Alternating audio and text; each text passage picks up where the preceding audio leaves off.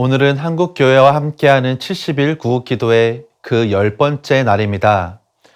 대부분 우리는 세상의 권세가 자신의 능력으로 말미암는다고 생각합니다. 내가 능력이 되기 때문에 권력과 권세를 가졌다라고 여깁니다. 하지만 성경은 하나님께서 정치의 주권자이시며 현재 세상에 나타나는 모든 정치 권력은 하나님이 세우시고 위임하심을 분명하게 말하고 있습니다. 로마서 13장 1절입니다. 각 사람은 위에 있는 권세들에게 복종하라. 권세는 하나님으로부터 나지 아무미 없나니. 모든 권세는 다 하나님께서 정하신 바라. 이 말씀의 기준에 따라서 우리는 세속의 모든 권력은 하나님께서 허락하신 것임을 믿어야 합니다. 하지만 이것이 인간이 세운 제도를 하나님께서 승인하셨다라는 의미는 아닙니다. 우리는 이것을 반드시 분별해야 합니다. 로마서의 말씀 내에서 정치 권력의 구조는 왕정이었습니다. 하나님은 그 왕정이 옳다고 여기신 것이 아닙니다. 오히려 구약 성경에서는 이스라엘은 나라의 왕을 세우지 말라라고 명령하셨습니다. 하지만 각각의 시대에 하나님은 그것을 승인하시고 불안정하지만 권력을 위임하셔서 인간을 통치하는 한 가지의 방식으로 삼았다라는 것입니다. 이것을 칼빈은 기독교 강요 4권에서 이렇게 설명합니다.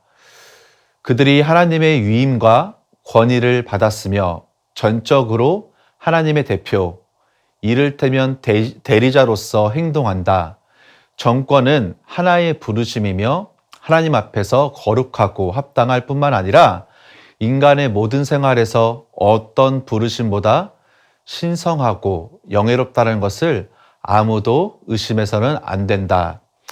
다시 말하면 칼빈은 그 당시 정권을 하나님의 부르심으로 생각했으며 그 부르심을 받은 사람이 그리스도이든 비그리스도인이든 그들은 하나님의 부르심을 받아 하나님의 사자가 되어 하나님의 일을 하고 있다고 판단했다라는 것입니다.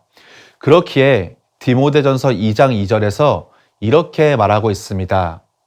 임금들과 높은 지위에 있는 모든 사람을 위하여 하라.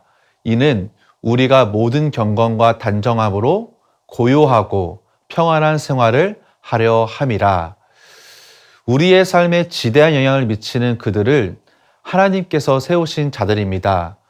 그들이 우리의 삶의 평안을 결정한다라고 설명하고 있습니다. 그렇기에 우리는 나라를 위해서, 위정자들을 위해서 기도해야 하는 것입니다. 하나님의 뜻에 합당한 자가 세워지는 은혜가 있도록 또한 그들로 인해 이 땅이, 우리 대한민국 땅이 평안할 수 있도록 오늘도 우리는 위정자들을 위해 기도하기를 소망합니다. 사랑의 하나님 아버지, 주께서 이 땅의 권세자들을 세우심을 믿습니다. 특별히 우리나라에 하나님의 뜻에 합당한 자가 세워지게 하여 주시고 그들로 이 땅이 평안함을 얻게 하여 주시옵소서. 특별히 우리의 기도를 통해 주께서 온전하고 겸손하며 지혜로운 자들을 세우실 것을 믿습니다. 그래서 이 땅이 주의 은혜 가운데 회복되게 하여 주시옵소서. 예수님의 이름으로 기도드립니다. 아멘.